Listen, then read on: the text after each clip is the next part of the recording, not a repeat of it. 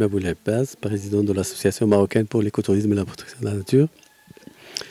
Aujourd'hui, vous assistez avec nous à une séance de travail scientifique sur la biodiversité du sucre et avec notre partenaire qui est l'Institut scientifique, justement pour évaluer le travail de notre équipe, ayant fait quelques 6 mois de travail de terrain.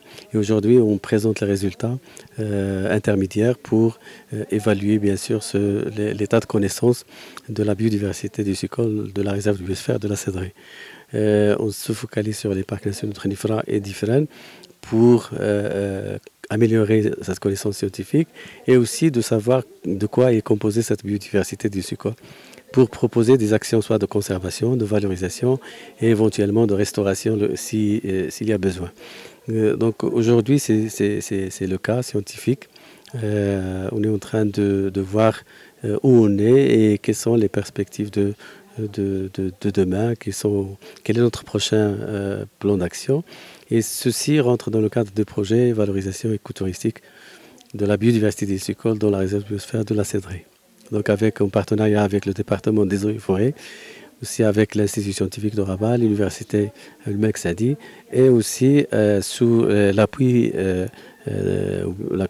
du CEPF, Critical Ecosystem Partnership Fund, qui a appuyé financièrement ce projet. Donc nous sommes presque à mi-chemin et nous essayons, Inch'Allah, de trouver beaucoup de résultats pour marquer aussi le rôle du pays en termes de biodiversité au niveau méditerranéen. Nous voulons confirmer que le Maroc, effectivement, occupe des places importantes en Méditerranée en termes de biodiversité.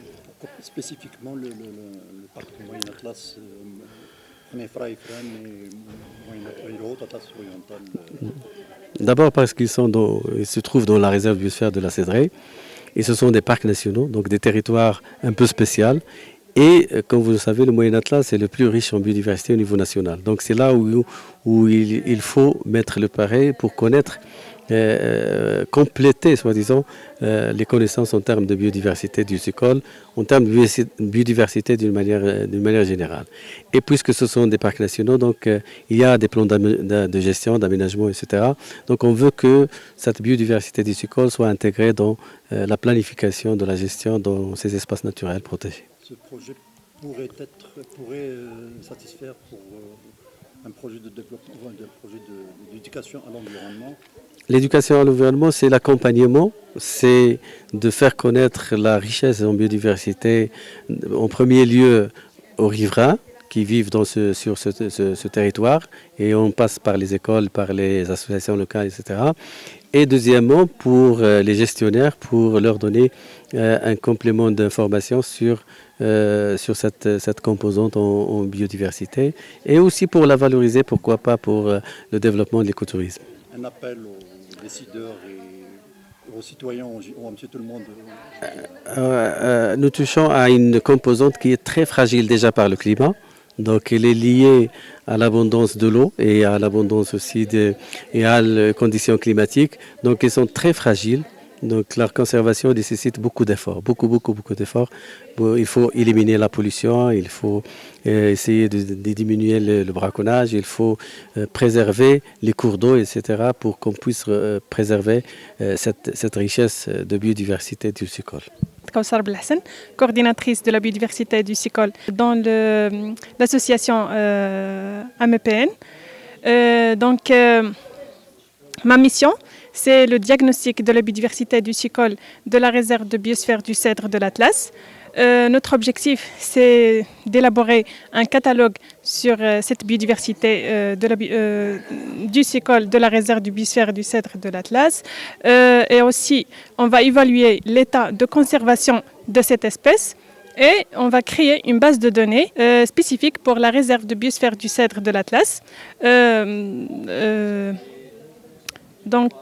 Voilà, j'ai déjà prospecté 33 sites au niveau de la réserve de biosphère du Cèdre de l'Atlas, 16 sites au niveau du parc national d'Ifrane et 17 sites au niveau du parc national de Khenifra.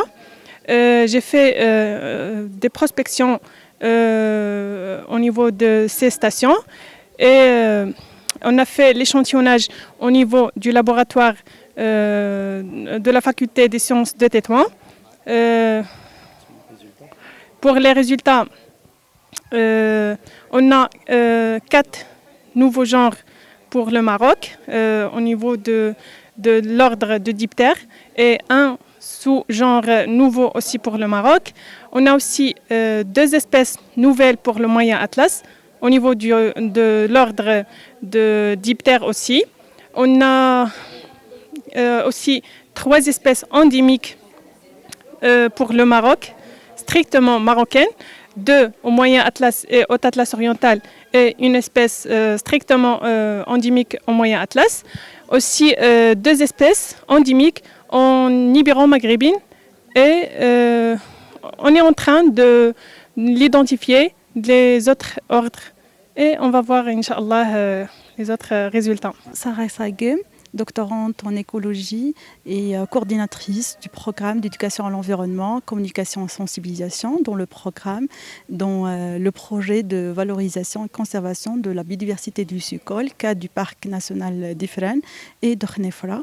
Pour ma composante, notre objectif c'est d'améliorer le programme éducatif du parc national d'Ifrane ainsi qu'élaborer un nouveau programme éducatif adapté à la zone d'intervention du parc national de Khnefra.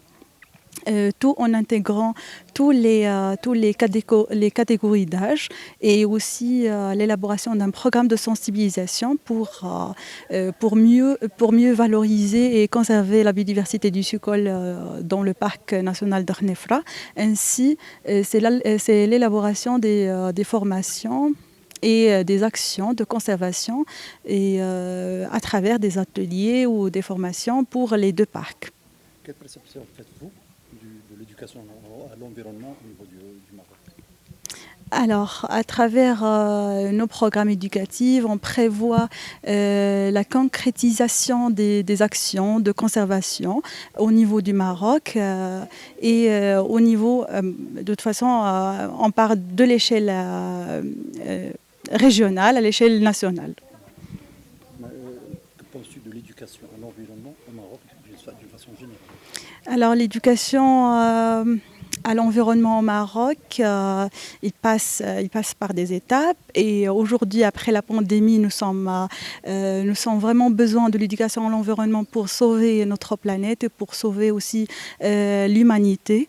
Parce que quand on a tiré plusieurs leçons à travers la pandémie, et du coup en tant que formatrice d'éducation à l'environnement ou bien des gens qui travaillent sur l'éducation à l'environnement, les animateurs de nature, etc., toujours ils demandent de préserver la nature, protéger, etc. Mais par la suite, la pandémie est venue. C'est vrai, il y a des choses négatives, mais la chose la plus positive de la pandémie, c'est que c'est un témoigne dans laquelle on a su que la nature a pris un repos et elle a pris aussi, elle a vu que sans l'intervention d'hommes, elle a retourné à son état initial. Du coup, l'éducation à l'environnement, c'est une modèle d'action. Soukaina Issil, je suis la coordinatrice des programmes de l'Association marocaine pour l'écotourisme et la protection de la nature. Nous sommes en train de travailler sur un projet intitulé Conservation et valorisation de la biodiversité du Sukol, cas des parcs nationaux d'Ifrane et de Khnefra. Ce projet est constitué de 4 composantes. Une première composante, c'est la composante du diagnostic de la biodiversité du Sukol. Une deuxième composante qui s'articule autour d'une évaluation socio-économique et d'un diagnostic écotouristique au niveau des 2 parcs. La troisième composante constitue l'éducation à l'environnement, la sensibilisation et la communication autour de ce projet. Donc la première composante, c'est essentiellement dédié à tout ce qui est travail du terrain et diagnostic au laboratoire afin de déceler des résultats qui peuvent être intéressants du point de vue écologique pour les zones humides et les cours d'eau de la réserve. La deuxième composante, quant à elle, s'intéresse à la proposition des actions d'appui en termes d'écotourisme au niveau des deux parcs. Quant à la troisième composante, s'intéresse à l'élaboration et l'amélioration des programmes d'éducation à l'environnement au niveau du parc national d'Ifrane et le parc national de Khnifra, en plus de la réalisation de plusieurs informations et actions de sensibilisation pour le projet.